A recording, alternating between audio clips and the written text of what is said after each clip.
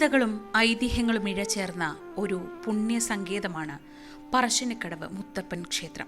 ഉത്തര കേരളത്തിന്റെ ഹൃദയത്തിൽ വളപട്ടണം പുഴയുടെ തീരത്ത് തല ഉയർത്തി നിൽക്കുന്ന പറശ്ശിനിക്കടവ് മുത്തപ്പൻ ക്ഷേത്രം വെറുമൊരു ആരാധനാലയമല്ല, മറിച്ച് അത് മാനുഷിക മൂല്യങ്ങളുടെയും സാമൂഹിക സമത്വത്തിന്റെയും ജീവിക്കുന്ന പ്രതീകമാണ്. ജാതിയുടെയോ മതത്തിന്റെയോ വേർതിരിവുകളില്ലാതെ ഏതൊരാൾക്കും എപ്പോൾ വേണമെങ്കിലും ആശ്രയവും ആശ്വാസവും തേടിയെത്താൻ കഴിയുന്ന അപൂർവ സന്നിധി. ഇവിടെ എത്തുന്ന ഓരോ ഭക്തനെയും മുത്തപ്പൻ അതിഥിയായി സ്വീകരിക്കുന്നു. അവരുടെ മനസ്സും വയറും ഒരുപോലെ നിറയ്ക്കുന്നു. മറ്റ് ക്ഷേത്രങ്ങളിൽ നിന്ന് വ്യത്യസ്തമായി ബ്രാഹ്മണ ആചാരങ്ങൾക്കപ്പുറം തെയ്യത്തെയും അനുഷ്ഠാനങ്ങളെയും അടിസ്ഥാനമാക്കിയുള്ള ദ്രാവിഡ പൂജാവിധികളാണ് ഇവിടെ വേരൂന്നിയിട്ടുള്ളത്. ഇത് ക്ഷേത്രത്തിനൊരു പ്രത്യേക ആത്മീയ ശക്തിയും പ്രാദേശിക സംസ്കാരവുമായി ആഴത്തിലുള്ള ബന്ധവും നൽകുന്നു. കുന്നത്തൂർ പാടിയെന്ന് മുത്തപ്പൻ ഒരു അമ്പ് ചെയ്തു എന്നാണ് ഇത്. ആ അമ്പ് ഇന്നും നമ്മുടെ ശ്രീകോവിലില്ലേ, ആ ശ്രീകോവിലിൻ്റെ ഉള്ളിൽ ഒരു കാഞ്ഞിരത്തിന് ഇന്നും അവിടെ തറച്ച് നിൽക്കുന്നുണ്ടെന്നാണ് വിശ്വാസം. നിത്യോത്സവത്തിന് വേണ്ടിയിട്ടാണ് മുത്തപ്പൻ ഇവിടെ വന്നത്. ഇവിടെ നിത്യോത്സവമാണ്. മാസത്തിലൊരു ദിവസം ശങ്കരമായെന്ന് രാവിലെ മാത്രം തിരുവപ്പന ഉണ്ടാവില്ല, ബാക്കി എല്ലാ ദിവസവും ഉണ്ടാവും. പിന്നെ നമ്മുടെ കുടുംബത്തിൽ ആരെങ്കിലും മരിച്ചാൽ 12 ദിവസം, അത് നമുക്ക് പറയാൻ കഴിയില്ല എപ്പോഴാണ്, അങ്ങനെ ഉണ്ടാവില്ല. ചടങ്ങ് വൈകുന്നേരം 4 മണിക്ക് മലയിറക്കുക. അത് മുത്തപ്പനെ മലയിറക്കി കൊണ്ടുവരുമെന്ന് പറയാം. കുന്നത്തൂർ മലയിറക്കി സന്ധ്യക്ക് വെള്ളാട്ടം, രാത്രി 10-11 മണിയാകുമ്പോൾ അന്തിവേല, അത് കഴിഞ്ഞ് കുറച്ച് കാലത്ത് 5:30 തിരുവപ്പന ഓടുന്നു. ക്ഷേത്രത്തിലെ പ്രധാന ആരാധനാമൂർത്തി ശിവ വിഷ്ണു സങ്കല്പത്തിലുള്ള മുത്തപ്പനാണ്. തിരുവപ്പന, വെള്ളാട്ടം എന്നീ 2 തെയ്യക്കോലങ്ങളിലൂടെയാണ് ഈ ദൈവിക ഭാവങ്ങളെ പ്രതിനിധാനം ചെയ്യുന്നത്. ചന്ദ്രക്കല കിരീടം വെച്ച ശിവന്റെ ഭാവമാണ് തിരുവപ്പന. മത്സ്യരൂപമുള്ള കിരീടം വെച്ച വിഷ്ണുവിന്റെ ഭാവം വെള്ളാട്ടവും. ഈ തെയ്യങ്ങൾ ദിവസവും മുടങ്ങാതെ ക്ഷേത്രത്തിൽ കെട്ടിയാടുന്നതും അപൂർവ കാഴ്ചയാണ്. ഇത് ഭക്തർക്ക് മുത്തപ്പന്റെ സാന്നിധ്യം ഓരോ ദിവസവും അനുഭവിക്കാൻ അവസരം നൽകുന്നു. ഭക്തർക്ക് തങ്ങളുടെ സങ്കടങ്ങളും ആവലാതികളും നേരിട്ട് തെയ്യക്കോലത്തോട് സംസാരിക്കാനുള്ള അവസരവും ഇവിടെയുണ്ട്. ഇതും ഈ ക്ഷേത്രത്തിന്റെ പ്രധാന ആകർഷണങ്ങളിൽ ഒന്നാണ്. ഭക്തജനങ്ങൾക്ക് നേരിട്ട് ദൈവത്തോട് സംസാരിക്കാം. അവൻ ദൈവത്തെ കണ്ട്, മുത്തപ്പനെ കണ്ട് നേരിട്ട് സംസാരിച്ച്, നേരിട്ട് മുത്തപ്പനോട് കാര്യങ്ങൾ പറഞ്ഞ് അവർക്കുള്ള സങ്കടമായാലും സന്തോഷമായാലും എന്തായാലും മുത്തപ്പനോട് നേരിട്ട് പങ്കുവെക്കാം. അപ്പോൾ അതിനുള്ള കാര്യങ്ങൾ അപ്പം തന്നെ അവർക്ക് തിരിച്ചും മുത്തപ്പൻ കൊടുത്തു. മുത്തപ്പന്റെ ജീവിതവുമായി ബന്ധപ്പെട്ട ഐതിഹ്യങ്ങൾ ക്ഷേത്രത്തിന്റെ ചരിത്രത്തിന് കൂടുതൽ ആഴം നൽകുന്നു. മക്കളില്ലാതെ ദുഃഖിച്ചിരുന്ന അയ്യങ്കര ഇല്ലത്തെ നാടുവാഴിയുടെ ഭാര്യയായ പാടിക്കുറ്റിക്ക് മഹാവിഷ്ണുവിന്റെയും പരമശിവന്റെയും അനുഗ്രഹത്താൽ ഒരു കുഞ്ഞിനെ കിട്ടി. എന്നാൽ ഇല്ലത്തെ ചിട്ടവട്ടങ്ങൾക്ക് വിരുദ്ധമായി മുത്തപ്പൻ താഴ്ന്ന ജാതിക്കാരോടൊത്ത് ഇടപഴകുകയും നായാട്ട് നടത്തുകയും മത്സ്യമാംസാദികൾ കഴിക്കുകയും ചെയ്തു. ഇത് അദ്ദേഹത്തിന്റെ മാതാപിതാക്കളെ വിഷമിപ്പിച്ചു. ഒടുവിൽ തന്റെ ദിവ്യരൂപം വെളിപ്പെടുത്തി മുത്തപ്പൻ വീട് വിട്ടിറങ്ങി. യാത്രക്കിടയിൽ കുന്നത്തൂർ പാടിയിൽ വെച്ച് കള്ള കട്ടുകുടിച്ചുകൊണ്ട് പോവുകയായിരുന്ന മുത്തപ്പനെ കണ്ട ഒരു ചെത്തുകാരൻ ആക്രമിക്കാൻ ശ്രമിക്കുകയും ബോധരഹിതനായി വീഴുകയും ചെയ്തു. അയാളുടെ ഭാര്യ മുത്തപ്പനോട് യാചിക്കുകയും മുത്തപ്പ എന്ന് വിളിക്കുകയും ചെയ്തു. അങ്ങനെയാണ് ആ പേര് അദ്ദേഹത്തിന് ലഭിച്ചത്. പിന്നീട് മുത്തപ്പൻ കുന്നത്തൂർ പാടിയിൽ നിന്ന് പറശ്ശിനിക്കടവിലേക്ക് വരികയും അവിടെയുള്ള ഒരു പറച്ചിങ്ങ എന്ന ചെടിക്കടുത്ത് തങ്ങുകയും ചെയ്തു.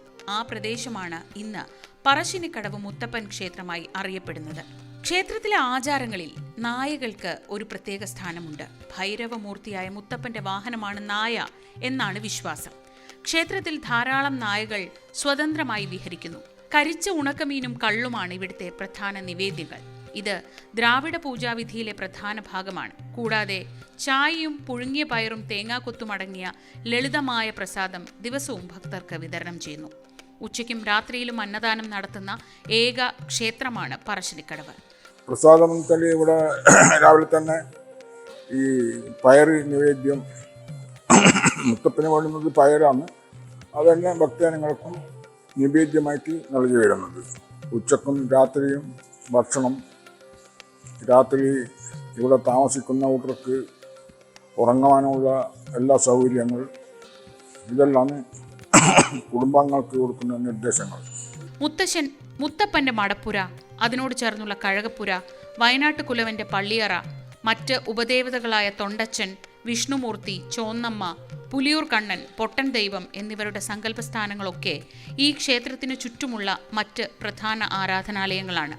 ക്ഷേത്രത്തിന്റെ ചുമതലക്കാരനായ മടയൻ എന്നറിയപ്പെടുന്ന പുരോഹിതനും മരുമക്കത്തായ സമ്പ്രദായം അനുസരിച്ച് തെരഞ്ഞെടുക്കപ്പെടുന്നു. ഇത് ഈ ക്ഷേത്രത്തിന്റെ തനതായ പാരമ്പര്യത്തെയും പ്രാദേശിക സംസ്കാരത്തെയും സൂചിപ്പിക്കുന്നു. പറശ്ശിനിക്കടവ് മുത്തപ്പൻ ക്ഷേത്രത്തിലേക്ക് കണ്ണൂർ റെയിൽവേ സ്റ്റേഷനിൽ നിന്ന് 16 കിലോമീറ്റർ ദൂരമാണ്. കണ്ണൂർ അന്താരാഷ്ട്ര വിമാനത്താവളത്തിൽ നിന്ന് 26 കിലോമീറ്ററും. റോഡ് മാർഗം ഇരു സ്ഥലങ്ങളിൽ നിന്നും എളുപ്പം എത്താൻ കഴിയും. എല്ലാ ദിവസവും തെയ്യം കെട്ടിയാടുകയും എല്ലാവരെയും ഒരുപോലെ സ്വീകരിക്കുകയും ചെയ്യുന്ന ഈ ക്ഷേത്രം വടക്കൻ കേരളത്തിന്റെ സാംസ്കാരിക വൈവിധ്യത്തിന്റെയും ആത്മീയ ഔന്നത്യത്തിന്റെയും തിളക്കമുള്ള ഉദാഹരണമാണ്. ഉത്തര കേരളത്തിന്റെ സാമൂഹികവും സാംസ്കാരികവുമായ വേരുകളിലേക്ക് ഇറങ്ങിച്ചെല്ലുമ്പോൾ പറശ്ശിനിക്കടവ് മുത്തപ്പൻ ക്ഷേത്രത്തിന് ഒരു പ്രത്യേക സ്ഥാനമുണ്ട്. ജാതിമത ഭേദമന്യേ ആർക്കും ഇവിടെ ആശ്രയം തേടിയെത്താം. മനുഷ്യരെ ഒരുപോലെ കാണുന്ന മുത്തപ്പന്റെ വിശാലമായ ദർശനത്തിന്റെ പ്രതീകമാണ് ഈ പുണ്യസങ്കേതം. കേരളത്തിലെ മറ്റ് ക്ഷേത്രങ്ങളിലെ പോലെ സാത്വികമായ ബ്രാഹ്മണ പൂജാവിധികളല്ല ഇവിടെയുള്ളത്. പകരം പ്രാദേശികവും ദ്രാവിഡവുമായ തെയ്യം അനുഷ്ഠാനങ്ങളാണ് ആരാധനയുടെ നെടുന്തൂൺ. ശൈവ വൈഷ്ണവ സങ്കല്പത്തിൽ കുടികൊള്ളുന്ന മുത്തപ്പൻ 2 പ്രധാന തെയ്യങ്ങളിലൂടെ ഭക്തർക്ക് ദർശനം നൽകുന്നു. ചന്ദ്രകല കിരീടം ധരിച്ച ശിവന്റെ ഭാവത്തിലുള്ള തിരുവപ്പന, മത്സ്യരൂപമുള്ള കിരീടം ധരിച്ച മഹാവിഷ്ണുവിന്റെ ഭാവത്തിലുള്ള വെള്ളാട്ടം. എല്ലാ ദിവസവും മുടങ്ങാതെ ക്ഷേത്രത്തിൽ ഈ വേഷങ്ങൾ കെട്ടിയാടുന്നു. പുലർച്ചെ 5:45 മുതൽ 8 മണി വരെയും വൈകുന്നേരം 6:30 ശേഷവുമാണ് ഈ തെയ്യങ്ങൾ അരങ്ങേറുന്നത്.